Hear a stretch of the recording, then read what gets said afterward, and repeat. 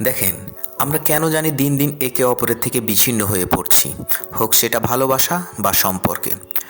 সব কিছুর ঊর্ধ্বে কীভাবে একে অপরের সাথে কানেক্ট থাকা যায় সেটাই দেখানো হয়েছে মোয়ান্না 2 মুভিতে।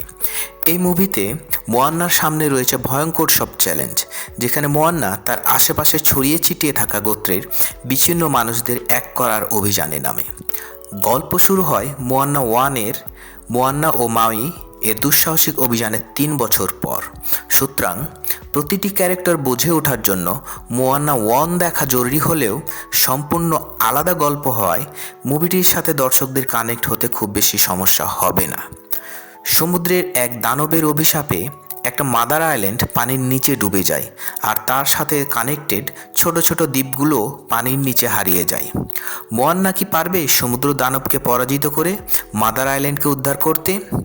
এখানে একে অপরের সাথে কানেক্ট থাকার বিষয়টাকে বেশি গুরুত্বের সাথে দেখানো হয়েছে। মুভির ফার্স্ট হাফ কিছুটা স্লো মনে হলেও সেকেন্ড হাফে আপনার ষোলকলা পূরণ হবে নিশ্চিত।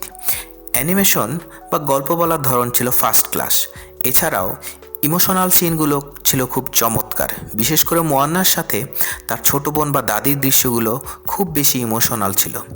তবে মোয়ান্না 1 দেখার পর যারা অধীর প্রতীক্ষায় ছিলেন, তাদের কাছে এই মুভিটি প্রত্যাশার সবটুকু পূরণ করতে না পারলেও যারা অ্যানিমেটেড মুভি ভালোবাসেন তাদের কাছে মাস্ট ওয়াচ মুভি।